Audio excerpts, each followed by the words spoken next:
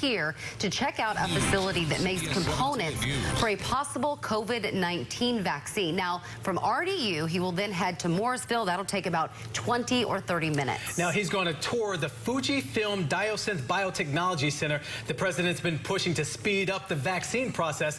Right now, companies and universities all over the country are working on different projects connected to creating a vaccine. Now, the process to create a vaccine usually takes years, and they're now trying to compress it down to several weeks. Now, the vaccine they're working on at this local lab is already in phase 1 testing. It could move to phase 2 testing next month. Now, once the tour starts, we will bring you that live here on CBS 17, as well as all of our digital platforms, including CBS 17's news app. And you can see he's greeting some of the people that are there on the ground, people taking pictures. Again, he will make his way to that Morrisville laboratory where they're making a key component for a COVID-19 vaccine. It'll take him between 20 or 30 minutes to get there. President Trump now getting inside that vehicle. We will bring it to you live when he arrives there. And of course, we will have live team coverage of the president's visit in our newscast starting at 5 o'clock. But we'll have much more on this. That's the facility he's headed to in Morrisville, about 20 to 30 minutes. Of course, we'll let you know when he gets there and what happens after. We'll see you here.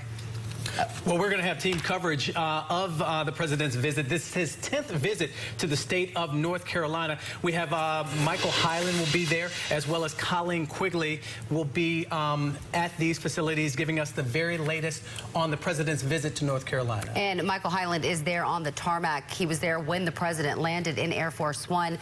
Michael, what's it like out there right now?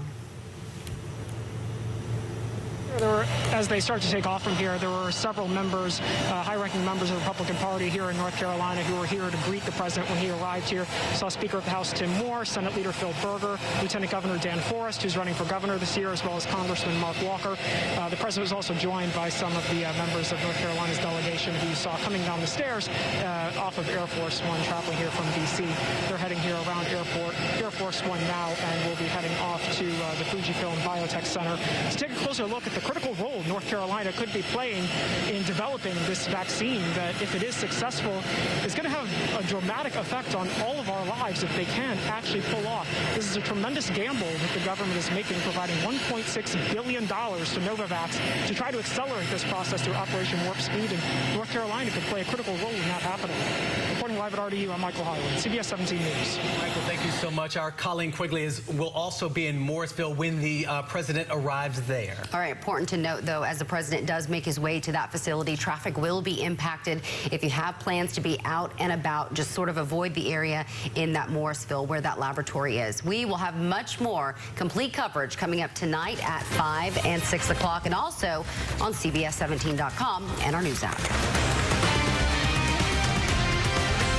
For more updates, visit CBS17.com or download our free CBS 17 News app.